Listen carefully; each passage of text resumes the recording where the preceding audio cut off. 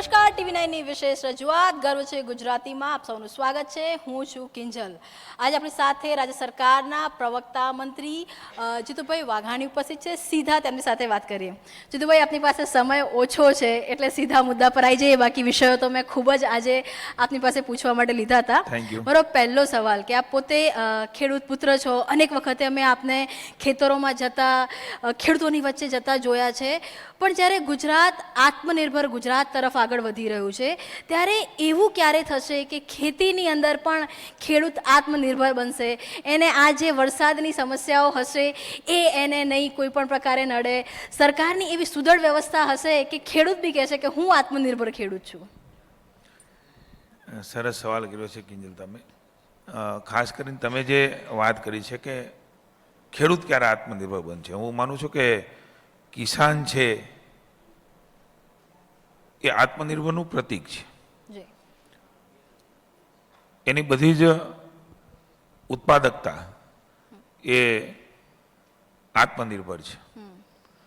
પહેલાંના કિસાન, અત્યારના કિસાન અને જ્યારે કુદરતી આફતોનો કંસળ છે ત્યાં સુધી સમયે સમયે પાક સંગ્રહ સ્ટ્રક્ચર, એની સાથે સાથે અમારા કિસાન પોર્ટલથી મને અન્ય એપો દ્વારા આ સ્થિતિમાં શું કરવું જોઈએ, ક્યારે શું કરવું જોઈએ, આ બધી જ બાબતોમાં કેન્દ્ર સરકારમાંની મોદી સાહેબના નેતૃત્વમાં પણ કિસાનોને સમયોચિત સૂચનાઓ મળે.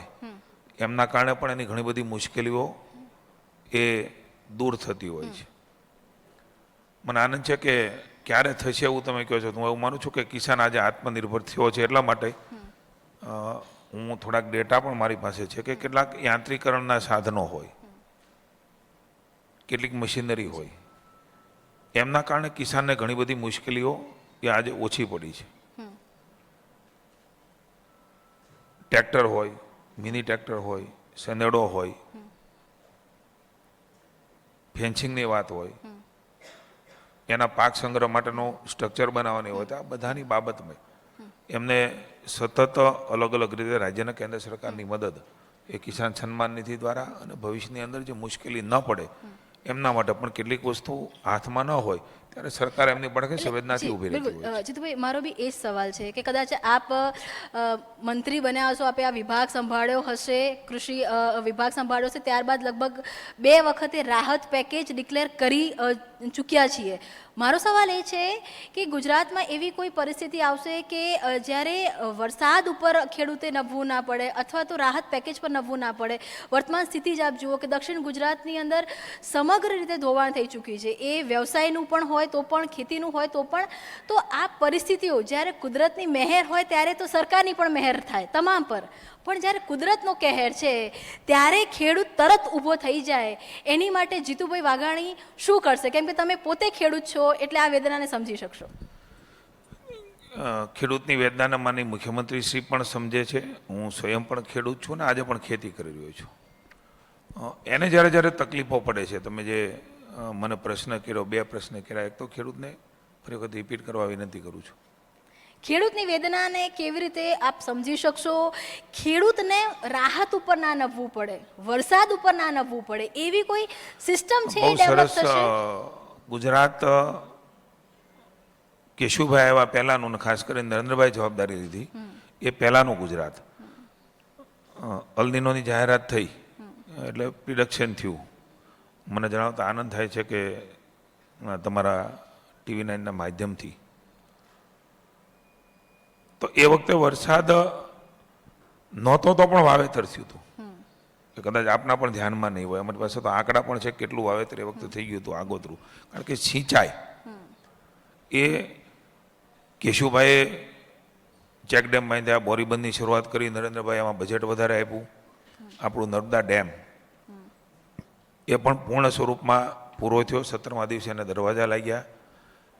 સૌની યોજના, ઉત્તર ગુજરાતમાં સુજલામ સુફલામ યોજના, એના કારણે વ્યાપક રીતે હું એવું માનું છું કે સિંચાઈનું પાણી આવવાથી એને તમે કીધું નિર્ભર ન રહેવું પડે એવી સ્થિતિ આજે પણ રાજ્યમાં લગભગ ધીરે ધીરે કરીને બ્રાન્ચ કેનાલો પણ જે પ્રકારે થઈ છે એવું માનું છું કે હું 70% એરિયામાં આજે થોડો વરસાદ આવે ને થોડું સિંચાઈનું પાણી હોય, પોતાના તળ પણ ઊંચા આવ્યા છે. એટલે કૂવાના તળ હોય, બોરવેલના તળ હોય, ચેકડેમો બન્યા છે. અને હજી પણ એ સિરીઝ માની ભૂપેન્દ્રભાઈના નેતૃત્વમાં આપણે જોઈએ છે કે દર વખતે ઉનાળામાં એ જળસંચય યોજના દ્વારા હજી પણ એને તળાવો ઊંડા ઉતારવા, ચેકડેમ નવા બનાવવા, ચેકડેમ ઊંડા ઉતારવા, એના કારણે આજે ખેડૂત એ કોઈ પણ સ્થિતિની અંદર રહી વાત તમે વાત કરી છે કે હવે આ પ્રકારનો વરસાદ આવે છે ત્યારે રાજ્યની સરકાર ખેડૂતે સ્વમાની છે, આત્મનિર્ભર પોતે છે, એ ક્યારેય કોઈ ઉપર ડિપેન્ડન્ટ નથી. કુદરતની અનેકવિધ થપાટો ખાઈને પણ એ પુનઃ એકવાર એ ધરતીમાંના આશીર્વાદ લઈને બેઠો થાય છે. ને ધરતીમાં એમને આજે ફળદ્રુપ અને ઉપજાઉ જમીન એ ખૂબ મોટા એરિયામાં લાખો હેક્ટરમાં આજે આપણે જોઈ રહ્યા છીએ જે પહેલાં નહોતી. એ માત્ર ને માત્ર જો કોઈ કારણ હોય તો રાજ્યની સરકારનું પ્લાનિંગ સાથેનું આયોજન સિંચાઈનું એમના કારણે આજે સંભવ બન્યું છે. ને હજી પણ એ નેટવર્ક રાજ્યની સરકાર ભૂપેન્દ્રભાઈ આગળ વધારી રહ્યા છે. જીતુભાઈ, આપે આપના મારા સવાલના જે જવાબ આપ્યા એમાં બે મુદ્દા છે જેને હું ફરી પૂછવા માંગીશ. એક, આપે વાત કરી જળ સંચયની. મારો એક સવાલ છે જીતુભાઈ કે લગભગ 5 વર્ષથી, મને યાદ છે, કદાચ હું ખોટી હોઉં તો તમે કરેક્ટ કરજો, કે 5 વર્ષથી સરકાર દ્વારા જળ સંચયની કામગીરી થાય છે, તળાવોને ઊંડા કરવાની કામગીરી થાય છે, હંમેશા ચોમાસાની અંદર. પણ પહેલો વરસાદ જેવો પડે ત્યારે દેખાતું જ નથી કે ક્યાં, કેમ કે જે રીતનું પાણી, આપ પોતે પણ અનેક વિસ્તારોમાં ફર્યા હશો, અમદાવાદના આજે પણ કેટલા વિસ્તાર છે કે જે પાણીની અંદર જ છે, હજુ ડ્રેનેજનું પાણી ઉતર્યું નથી.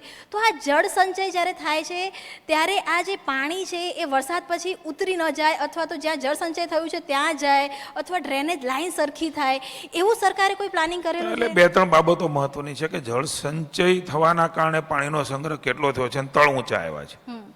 એનો સર્વે પણ રાજ્ય સરકારે કર્યો છે કે કેટલા બધા તળ ઊંચા આવ્યા છે અને કેટલો સંગ્રહ થયો છે. એટલે એક તો એ સંગ્રહ થઈ રહ્યો છે એ હકીકત છે. બીજું, જે પ્રકારે વિકાસ થઈ રહ્યો છે એ પ્રકારે નાની મોટી પ્લાનિંગ સાથેની સોસાયટીઓ પણ બને છે અને કેટલીક એ પ્રકારની મુશ્કેલી પણ ઊભી હમણાં આપણે જોઈ છે. એક ધારો વરસાદ આવે, 45 ઇંચ આવે, એકારે 16 ઇંચ આવે, ત્યારે પણ એ મુશ્કેલીમાં માની ભૂપેન્દ્રભાઈ અમદાવાદ હોય કે સુરત હોય, અમદાવાદમાં નથી આવ્યો 100 ઇંચ વરસાદ નથી આવ્યો, પણ જે પરિસ્થિતિઓ હતી, જે 15 થી 16 ઇંચ વરસાદ જોયેલા 24 કલાકમાં 15 થી, હું કોઈ ડિનાય નથી કરતો આ વસ્તુને, પણ જે ભૂપેન્દ્રભાઈ અત્યારે પ્લાનિંગ કર્યું છે એમાં ક્યાંક કોઈ સમસ્યા અત્યારે આવી, પાણી ભરાઈ ગયું છે તો પાણીના નિકાલ માટેની શું વ્યવસ્થા હતી ને એમાં શું તકલીફ ઊભી થઈ? ધારો કે રોડ ઉપર ઘણી વખત આપણે હાઈવે પણ જોયું છે. તો આજે ભૂપેન્દ્રભાઈએ કેબિનેટમાં સૂચનાઓ આપી છે કે હાઈવે ઉપર પણ જો પાણી ભરાઈ જતા અને બંધ રહેતા હોય તો પાણીના નિકાલ માટેનું ક્યારેક આપણે જોયું છે વચ્ચે કે ડિવાઈડર હાઈવેમાં તોડવા પડ્યા, શહેરમાં પણ આ ક્યારેક મુશ્કેલી થઈ હોય. તો એ પ્રકારને હવેના ભવિષ્યમાં પ્લાનિંગ સાથે આમાંથી શીખીને ન થાય, પાણી ન ભરાય શહેરોમાં, મહાનગરોમાં, એટલા માટેની ચિંતા પણ કરી છે.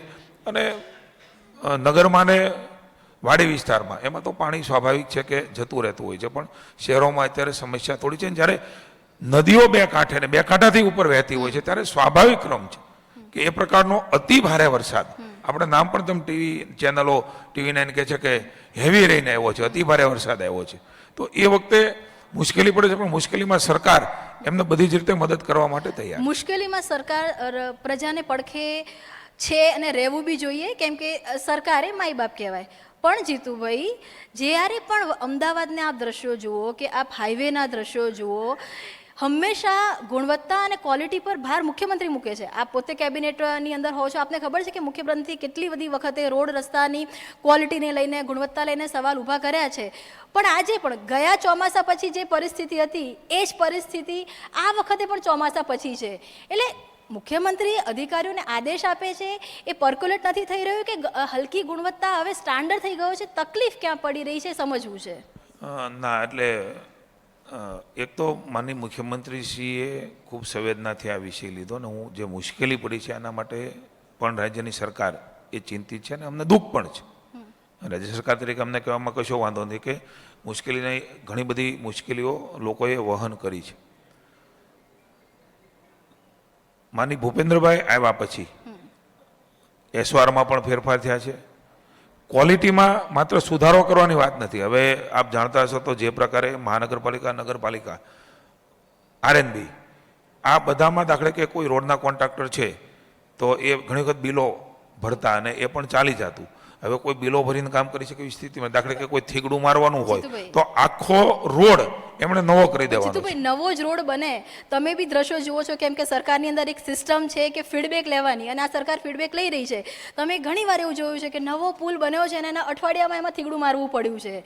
નવો રસ્તો બન્યો છે અને એના 15 દિવસની અંદર એમાં નહીં, સમારકામ મારું કરવું કહેવાનું પડ્યું જુદું છે. છે. થીગડું મારવું એવો મારો વિષય નથી. મારું કહેવું છે કે હવેની જે નવી ગાઈડલાઈન રાજ્ય સરકારે કરી છે, આરએનબીએ જે જાહેર કરી છે, એમાં આખો રોડ થોડોક તૂટી ગયો તેટલો નહીં, જેટલો તૂટી ગયો છે એનો આખો રોડ ફરી વખત એને જે 3 વર્ષ સુધીની એની પહેલી છે એને આખો રોડ બનાવવાનો છે. એટલે હવે એ એબોવ ટેન્ડર ભરતા થયા છે અને એના પરિણામો, કારણ કે પરિણામો દાખલા કે શાળા પ્રવેશ શરૂ કર્યો ત્યાં પરિણામો હવે આપણને દેખાય છે. એમ ભૂપેન્દ્રભાઈ આજે શરૂઆત કરી છે અને રોડની ક્વોલિટીમાં કોઈ કોમ્પ્રોમાઇઝ ન કરવો એવું ભૂપેન્દ્રભાઈ કહે છે એવું નહીં, એ પ્રકારની વ્યવસ્થા પણ બની રહી છે. અતિ ભારે વરસાદ હોય ત્યારે એ રોડ તૂટે છે. આજે જ માનનીય મુખ્યમંત્રીએ એક મહત્વનો નિર્ણય લીધો છે. જી. નગરપાલિકા મહાનગરપાલિકામાં સિમેન્ટ કોન્ક્રીટના રોડ હવે રાજ્ય સરકાર બનાવવાની છે. જી. ગામડામાં પણ જ્યાં પાણી ભરાય છે ને હેવી વ્હીકલ નીકળે છે, આ બધા જ રોડ એ સીસી રોડ બનાવવાનો રાજ્યની જનતા માટે થઈને જે મુશ્કેલી અને હેરાનગતિ છે એના માટેનો અતિ મહત્વ નિર્ણય આજની કેબિનેટમાં માનનીય ભૂપેન્દ્રભાઈ લીધો છે. એની અસરો આવનારા વર્ષોમાં આપણને દેખાશે. ખર્ચની પણ ચિંતા એમણે કરી નથી. લોકોને હાલાકી ન પડે, લાંબો સમય સુધી એ ટકી રહે, પાણીમાં પણ ટકી રહે, આ પ્રકારની વ્યવસ્થા રાજ્ય સરકારે બનાવી છે. જીતુભાઈ, તમે બી જાણતા હશો કે આજે પણ કેટલાક વિસ્તારો છે કે જ્યાં વરસાદ પડતો આજે પણ વીજળીનો પુરવઠો ઠપ થઈ ગયો છે. આપે પોતે પણ આજે પ્રેસ કોન્ફરન્સમાં કીધું છે કે વીજળી રિસ્ટોર કરવાનો પ્રયાસ છે એ ચાલી રહ્યો છે. ગુજરાતની વાત કરીએ ને તો વર્ષોથી ગુજરાતની જનતાએ ભાજપને જ મત આપ્યો છે. ભાજપની જ સરકાર છે. એટલે કેશુભાઈ હતા તો પણ, નરેન્દ્રભાઈ મોદી હતા તો પણ, વિજયભાઈ હતા, આનંદીબેન હતા તો પણ, અને આ આપણે વાત કરીએ ભૂપેન્દ્રભાઈ પટેલ છે તો પણ. તો એક બેઝિક એમ્યુનિટી અથવા ઇન્ફ્રાસ્ટ્રક્ચર કે જેની માટે જનતા વોટ આપે છે, ભરોસો કરે છે, તો આપ એવું કહેશો કે નેક્સ્ટ વર્ષે આ ભૂલો નહીં થાય અથવા તો આ ભૂલ હશે તો એની માટે જે પણ જવાબદાર વ્યક્તિ હશે એને હટાવવામાં આવશે. કોક આ જે ગેરંટી ટીવી9 ના મંચ ઉપરથી જો જનતાને મળી જાય તો? રાજ્યની જનતાનો અમે આભાર માનીએ છીએ કે 30 વર્ષથી અમારી ઉપર વિશ્વાસ અને ભરોસો માની મોદી સાહેબના નેતૃત્વમાં મૂક્યો છે. સ્થાનિક એકાઈની ચૂંટણીમાં પણ ખૂબ મોટો ભરોસો મૂક્યો છે. અને પરિણામની વાત કરું તો રાજ્યની જનતા અહીંયા બેઠેલા હોય કે ઘરે હોય કે વ્યવસાયમાં હોય, ઘણી વખત પોતાના જીવનમાં જવું પડે, મારે ને તમારે પણ જવું પડે કે આજથી 30 વર્ષ પહેલાં, આજથી 25 વર્ષ પહેલાં મારા કુટુંબમાં, મારા વ્યવસાયમાં, મારા ઘરમાં, મારી શેરીમાં, મારા ગામમાં, મારા જિલ્લામાં અને મારા રાજ્યમાં હું કઈ સ્થિતિમાં હતો, મારો પરિવાર કેવી સ્થિતિમાં હતો, એમના માટે કોઈ પેઇન લે છે. હું માનું છું કે એના માટે પેઇન લેવાવાળા નામ જવાબ નહીં આવે ત્યાં સુધી ઊભો નહીં થવા દઉં. ના ના, હું જવાબ આપી જ રહ્યો છું. પરિણામો મળ્યા છે, એની સાથે લોકોની અપેક્ષાઓ પણ એટલી વધી છે ને અમારે પૂરી કરવાની અમારી જવાબદારીઓ છે. આપીએ ત્યારે જ રજા છે. પહેલા રોડ જ ન થતા, આમનો રોડ ખવાઈ જતા વિપક્ષના સરકારો હતી ત્યારે, તો રોડનો વિષય જ ન આવતો. કરીએ ત્યારે લોકોની અપેક્ષા હોય છે, અમે કરી રહ્યા છીએ એટલે એમની અપેક્ષાઓ એ વધતી જાય છે. અને હું એવું માનું છું કે પોતાના જીવનમાં બદલાવ, હું તો બહુ અત્યારે ડીપમાં મારી પાસે તમને એટલો બધો સમય નથી આપ્યો.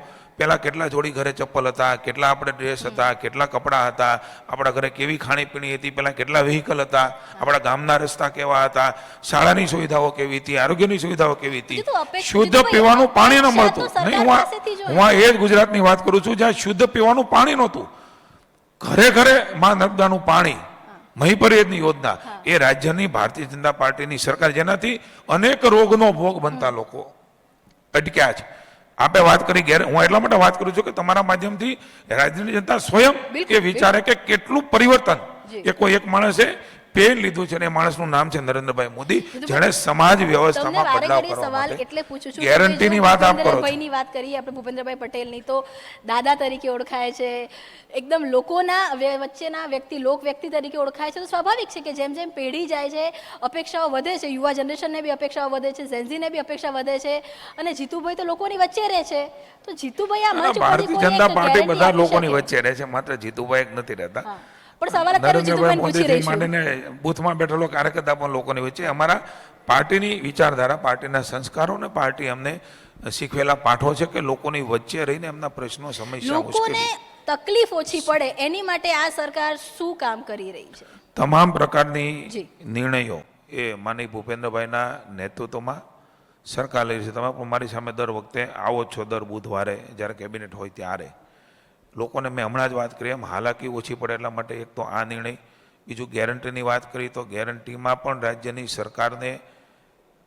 સરકાર કંસટતું પ્રજાને જ્યાં સુધી મુશ્કેલી પડતી હોય ત્યારે એમાં સુધારાઓ એડમિનિસ્ટ્રેશનમાં કરીને, દાખલા તરીકે ટુકડા ધારાનો નિર્ણય, દાખલા તરીકે 135D નો નિર્ણય, જી દાખલા કે 24 કલાક વીજળી આપવાનો નિર્ણય, જી પરમાનન્ટ સોલ્યુશન એ રાજ્યની સરકાર નિર્ણય લઈ રહી છે. 135માં જે પ્રકારે ગરબડી થતી હતી, કેટલા લોકો પોતાની મિલકતો લે, 135Dની નોટિસો જાય, નાના નાના અને મહત્વના પણ નિર્ણયો એ ગેરંટી સાથે ભૂપેન્દ્રભાઈની સરકારે પૂરા કર્યા છે. પણ આ નિરંતર છે.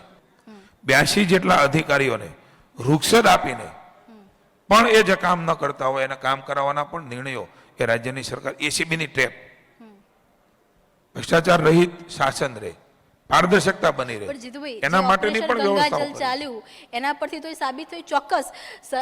એ વાત પણ સરકારનો પ્લસ પોઈન્ટ માની શકાય કે સરકાર પોતાના અધિકારીઓ પર, પોતાના નેતાઓ પર કે પોતાના ધારાસભ્ય પર પગલાં લે છે. એ વાત સરાહનીય છે. પણ ઓપરેશન ગંગાજળ ચાલ્યું એના પરથી એ બી તો ખ્યાલ આવ્યો ને કે કરપ્શન સિસ્ટમમાં ઘૂસી ગયું છે, કરપ્શનનો સડો લાગી ગયો છે. આને નહીવત તો નહીં કરી શકાય, પણ ઓછો કઈ રીતે કરી શકાશે? એની આના માટે સરકાર શું કામ માટે કરી રહી છે? હું કોઈ ટીકા નથી કરવા માંગતો, જી, બિલકુલ. પણ માણસ, કેટલાક લોકો એ પોતાની આ મનોવૃત્તિમાંથી બહાર ન નીકળે એટલા માટે આ વસ્તુ કરવી પડે. માણસ યોનિમાં જે વસ્તુ પડી છે, તમે હું પણ આવી જઈએ, એમાં જે વસ્તુ સરકાર એના કોડા વીંજવાથી કરે એ તો કરે, પણ એને પોતાને એવું થાય કે માણસ તરીકે મારે આ પ્રકારનું ખોટું ન કરવું જોઈએ. હું જો ખોટું કરું તો સામાન્ય સમાજને ખૂબ મોટી તકલીફો ઊભી થાય એવું છે. એટલે મને એવું લાગે છે કે દાદા જે આધ્યાત્મની વાત કરે છે, ભૂપેન્દ્રભાઈને રાજ્યપાલશ્રીએ વાત કરી હતી કે માણસનો હાથ નથી પહોંચ્યો ને ત્યાં આપણી કુદરતી સંપત્તિઓ, ધાન્યાઢ્ય સંપત્તિઓ, એવી ને એવું આપણા ખાદ્ય ખોરાક, એવો ને એવું આપણું અન્નનું ઉત્પાદન હતું. એટલે આપણે કમસે કમ એવું નક્કી કરીએ, સંકલ્પ લઈએ કે હું માણસ છું તો મારો હાથ જ્યાં પહોંચતો હોય ત્યાં લોકોને મુશ્કેલી ન પડે ને એ પ્રકારનો મારો હાથ રાખવો જોઈએ. સોથી શરૂ કરીએ અને બધા એને અપનાવીએ તો મને એવું લાગે છે કે આદર્શ સમાજની રચનામાં એ સુંદર મજાનું કામ એ આપણે કરી શકીશું ને ઉપર જઈએ ત્યારે સંતોષનો ભાવ જીતુભાઈ, લઈએ છીએ. તમે હંમેશા વાતનો જવાબ વિષયાંતર કરીને આપો છો, મને ના, ના, ખ્યાલ છે. મેં જવાબ આપ્યો અને જ જે છે આપને. જવાબ આપો છો એમાં ફરીથી પાછો સવાલ પૂછવો પડે એવી પરિસ્થિતિ ઊભી થાય છે. ના, ના, પૂછો, કશો વાંધો નહીં. સ્પિરિચ્યુઅલ રીતે તમારી વાત બરાબર છે, પણ જ્યારે સરકાર કે વહીવટ લઈને બેઠી છે, આખી આટલી મોટી સત્તા છે, તો એટલો સવાલ છે જીતુભાઈ કે ભ્રષ્ટાચારને અંકુશમાં લાવવા માટે અથવા તો સામાન્ય વ્યક્તિ છે એનું કામ સરળતાથી પતી જાય એની માટે આ સરકાર કઈ દિશામાં આગળ ખૂબ સુધારા આપે છે? ઘણા ટેકનોલોજીના માધ્યમથી ઓનલાઈન મંજૂરીઓ એ પણ રાજ્યની સરકારે શરૂ કરી છે. પોલિસી ડિમોન્સ્ટ્રેટ આપણું બન્યું છે કે પોલિસી દ્વારા પારદર્શકતા એ પણ વધારવાનો પ્રયાસ કર્યો છે અને પરિણામો પણ અલગ અલગ વિભાગોની પોલિસીઓના કારણ કે એમાં સીધા એમને ફોર્મ્સ ભરવાના છે, એમાં એને મળતી રાહતો મળવાની છે અને એ પ્રકારે આખી વ્યવસ્થાઓ એ રાજ્યની સરકાર હજી પણ બનાવવા જઈ રહી છે. જ્યાં સુધી કન્સર્ટુ આપે જે કીધું પારદર્શકતા, તો જે એંગલો આવતા હતા, ભરતીના એંગલો, તો માનનીય મોદી સાહેબે પારદર્શક ભરતી શરૂ કરી. પણ કોઈ વ્યક્તિ ત્યાં બેઠો છે ને એમણે કોઈ ભૂલ કરી તો એ ભૂલ ભવિષ્યમાં ન થાય એ કરવાની સરકારની જવાબદારી છે. પહેલા આ પ્રકારે ભરતીઓ ન થતી, કોઈ કોમ્પિટિટિવ એક્ઝામો ન હતી. આ પ્રકારના સુધારાઓ સાથે રાજ્યની સરકારે આ પ્રકારે નિર્ણયો લીધા છે. છતાં પણ માણસ છે, માણસ ભૂલ કરે તો માણસને કાયદાની જોગવાઈમાં, કારણ કે લોકશાહી દેશ છે આપણો, એ લોકશાહીમાં જે પ્રક્રિયાઓ છે પ્રક્રિયા સરકારે કરવી પડે. એનો અર્થ એવો નથી કે સરકાર આ શેના માટે કરે છે. દાખલા તરીકે કોઈ કાયદો, તો કાયદાની જ ક્યાં જરૂર છે? હું તમને પૂછું સવાલ, માણસ કોઈને મારે જ નહીં, 307 કલમ લગાડવાની ક્યાં જરૂર, 302 લગાડવાની ક્યાં જરૂર છે, 307 જરૂર ક્યાં છે? કાયદો છે એટલે ડર છે. જો ન જ હોય આ વ્યવસ્થાઓ તો એને ડર જ નથી રહેવાનો.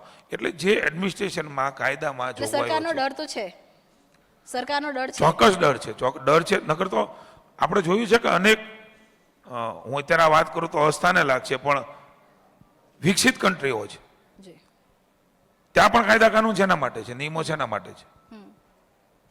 ત્યાં પણ આ પ્રકારની વ્યવસ્થાઓ થતી હોય તો એના માટેની જે એમાંથી બહાર નીકળવાના હોય એની વ્યવસ્થાઓ સરકારો અવિરતપણે કરતી જ હોય છે. પણ નરેન્દ્રભાઈ મોદી સાહેબ જ્યારથી રાજ્યના મુખ્યમંત્રી બન્યા અને દેશના વડાપ્રધાન બન્યા, આપણે જોઈએ છે કે વિપક્ષની સરકારમાં 70% મંત્રીશ્રીઓ એ જેલમાં હતા, 50%થી વધારે. એમાં સુપ્રીમ કોર્ટના જજમેન્ટો આવ્યા છે. એ પ્રમાણે દેશની જનતા, અવડો મોટો દેશ, અવડી મોટી વ્યવસ્થા, એમાં લોકોને ઓછામાં ઓછી તકલીફો પડે, એમના માટેની પારદર્શક વહીવટ થાય, એમના માટેની ટેકનોલોજી, એમના માટેની પોલિસીઓ, એમના માટેની વ્યવસ્થાઓ એ રાજ્યની સરકારે બનાવી છે. હું તો એમ કહું છું કે એસીબીમાં કેમ આપણે ફરિયાદ નથી કરતા? અધિકારીઓને તમે જોયું છે કે આઈપીએસ આઈએએસ ને પણ રાજ્યની સરકારે છોડ્યા નથી. એમણે ચિંતા નથી કરી શાકની. ગવર્મેન્ટ શાકની ચિંતા કરે કે અમારો કર્મચારી હતો, પણ જનતાના હિતમાં એ આઈપીએસ ને આઈએએસ ને પણ જેલમાં નાખવાનું કામ એ રાજ્યની સરકારે ભૂપેન્દ્રભાઈના નેતૃત્વમાં કર્યું છે. જીતુભાઈ, સમય ખૂબ જ ઓછો છે, એટલે અંતિમ સવાલ આપને પૂછી લઉં છું કે ખેડૂતો માટે જો જીતુભાઈના સંકલ્પની વાત કરવામાં આવે, તો આપના વિભાગના મહત્વની વાત કરવામાં આવે કે આ જીતુભાઈનો રોડમેપ છે, જીતુભાઈ આ વિચાર્યું છે, તે એવા કોઈ 2 મુદ્દા પર જે આપ કહી શકો? મોદી સાહેબે કહ્યું છે ખેડૂતોની આવકે બમણી કરવી. અમે વેલ્યુ એડિશન તરફ જઈ રહ્યા છીએ. એમાં પોલિસી બનાવવાની હોય તો પોલિસી તરફ પણ જઈ રહ્યા છીએ. એક આખો જેમ ઇન્ડસ્ટ્રીયલ કોરિડોર હોય છે એમ agro corridor, agro business mall, એ પ્રકારના પણ 2 કોરિડોર એ અમે ભાવનગરથી જુનાગઢ સુધીને એ પ્રકારે મધ્ય ગુજરાતમાં પણ 2 કોરિડોર અમે સ્થાપવા જઈ રહ્યા છીએ. 4 જેટલા એગ્રો મોલ બનાવી રહ્યા છીએ. એગ્રો બિઝનેસ પોલિસી હમણાં રાજ્યની સરકારે એમાં તો લીધું જ છે, એના માટેને પણ અમે આગળ વધી રહ્યા છીએ. ખાસ કરીને પ્રાકૃતિક ખેતી તરફ આગળ વધે અને એના જે ડોમ એટલે કે જે ગ્રીન હાઉસની જે વાત કરી, એ ગ્રીન હાઉસમાં 70% 65% સબસિડી રાજ્યના કેન્દ્ર સરકારની છે. 1 એકરની અંદર લગભગ 10 લાખથી પણ વધારે એ કોઈ કાકડીનું, આરિયાનું ઉત્પાદન આજે ખેડૂત કરી રહ્યો છે. એટલે ગ્રીન હાઉસ અને નેટ હાઉસ એમાં પણ અમે આગળ વધી રહ્યા છીએ. 500 મીટર, 2000 મીટર અને 4000 મીટર.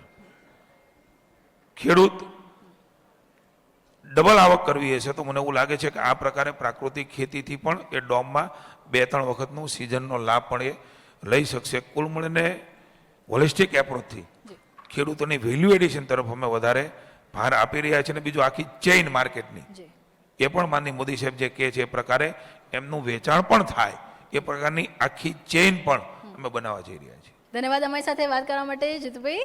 તો આ હતા રાજ્ય સરકારના કેબિનેટ પ્રધાન, પ્રવક્તા મંત્રી જીતુભાઈ વાઘાણી. એ સરકારની વર્તમાન સ્થિતિ હોય તો પણ અત્યારેની પરિસ્થિતિમાં લોકોને પડતી હાલાકી અને તેની સામે સરકારનો જે એક્શન પ્લાન હોય તો પણ ખેડૂતો માટે સરકારના મનની જે કલ્પના છે અથવા તો એક્શન પ્લાન છે, તમામ મુદ્દાઓ પર તેમણે વાત કરી છે. કેટલાક મુદ્દાઓ ચોક્કસ સમયના અભાવે રહી ગયા છે, પરંતુ હાલ માટે આટલું. દેશ અને દુનિયાની ખબરો માટે જોડાયેલા રહો TV9 સાથે.